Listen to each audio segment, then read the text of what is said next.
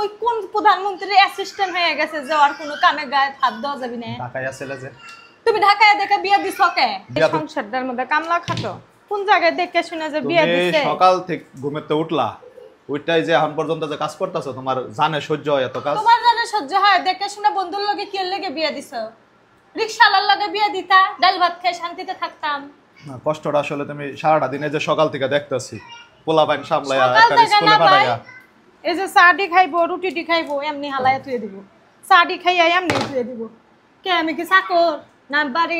বন্ধু দেখে সব খালি হেড সাপোর্টের কথা কও, আমি কি উড়ে আইছি না? কামে একটু সহযোগিতা করা লাগবেই, যদি সহযোগিতা না করে। কামের বেডি চলে গেছে, কইছি কামের বেডি নিবের, কয় কি আমার ঘরের মধ্যে কি কাম? তুই তো একলাই পারস, এডি ব্যবহার। তো তুমি তো তোমার বাইরে বউ রাই না, তোমার লগে কয়দিন খাটাইলে পারো। আমি ভাইয়ের বউয়ের কথা কথাছি না, তুমি কারে দেহে বিয়ে দিছো? এটা রিকশাওয়ালার লাগে বিয়ে দিতা, দিন মজুরি খাইতে আনে, দুটো ডাল ভাত খাইতে তো পেটটা ভরে খেতাম। সারা দিন এই ঘরের মধ্যে কাম করলেও শাশুড়িও কয় না যে না বউ কাম করে, ননদও কয় না কাম করে, স্বামী তো আরো খারাপ। খালি তোমার বন্ধু দেহে কিছু কই না। আমি তোমারে কই, মেয়ে মানুষের জীবনে কাজকর্ম করাই লাগবো, ছোট সংসার সুন্দর মতো সম্মান দান তো দিব। কে সম্মান দেয় না তোমারে? কোনে সম্মান দেয়? কুত্তাটার মতো ব্যবহার করে। আমি তো এখন পর্যন্ত অসম্মান তোমার সামনে করে নাকি? বা তোমার সামনে করে, চোখের আড়ালে ঠিকই করে। তারপরও যা রটে তা কিন্তু কিছু হইলো বটে, চোখে যা দেখা যায় তা কিন্তু কিছু বোঝা যায়। বন্ধুর সাপোর্ট তুমি সব সময় লাও। বোন দেহে তো মনে করো যে বোন নিজের ঘাড়ের উপর উঠবো, ভাইয়ের উপর খাইবো, এই ভয়ে বন্ধুর সাপোর্টের কথা কও। আমার সাপোর্ট যে আমি নেই না বিষয়টা কিন্তু তা না।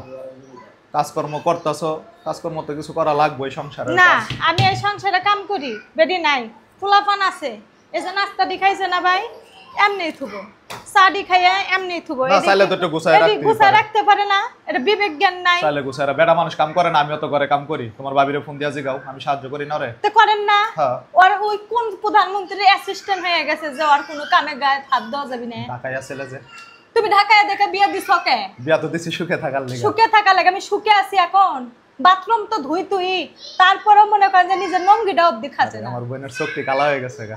কি হচ্ছে এটা মা? শুনো, সোহর নিচে কালা হয়ে গেছে গা। ঘরের মধ্যে বউ আনে নাই, কাম করে নিয়ে আনছে, বন্ধু দেখে কিছু কই না যে তোমরা সম্পর্ক নষ্ট। তোমার আমি একটা বুদ্ধি দেখো না, তুমি তোমার ভাবিরে মানে আমার বড় লইও কই। তোমার বউ একটা নকে, তোমার বন্ধুর কথা কও। ও পড়ার বেটি, আমিও পড়ার বেটি। বন্ধুর লগে আমি কথা কমু না, বন্ধু তো চাইলে একটু সাহায্য করতেই পারে। মেন কথা কও যে স্বামীর আমি যদি থুইয়া যাইগা তোমার ঘরে বই একটা না এটাই হলো কথা। কোন মেয়ে মানুষের মুখ দিয়া সবাইরে আমি চিনি, সব সাপোর্ট দিলাম, কিন্তু তোমার এই কথা সাপোর্ট দিলাম না। কোন মেয়ে মানুষ তার মুখ দিয়ে এই কথা উচ্চারণ করা ঠিক না। সংসারটার মধ্যে মনে কামলা খাটা কাটলো এই বেটার জীবনে মন। সংসারের থেকে বাইরে হওয়ার পরে বোঝা যায় যে একটা স্বামী কতটা মূল্যবান। ভাই হইছে তোমার বন্ধু, তুমি বন্ধু লে থাও, আমার বিয়ে দিছো, আমি পইচা যাই না গলে যাই, আইসি রঙিল কাপড় পরে যাবো, সাদা কাপড় পরে, এটাই তো তোমার শান্তি, এই তোমার মনের কামনা, এটাই পূর্ণ হবি। যাও তুমি সাদা কাপড় পরে যাইবা, এটাই কিন্তু মেয়ের জীবন। হ্যাঁ তাই, রঙিল কাপড় পরে আইবা, সাদা কাপড় পরে কবরে যাইবা, এটাই মেয়ে মানুষ। যাবো না তোমার ঘরে একবেলা খাবেরও যাবো না, যাও এনেই থাকো। আমি খাইতে যেতে না করছি। বিয়ে দিছো তাই মিয়া মানুষের করে খাওয়া লাগবে, এনেই থাকো। তোমার ঘরে আমি যাব না, তোমার বইয়ের দ্বারাও যাব না। তুমি তোমার বইয়ের কাম করে দাও, খেতা ধুয়ে দাও, কাপড় ধুয়ে দাও, দাও।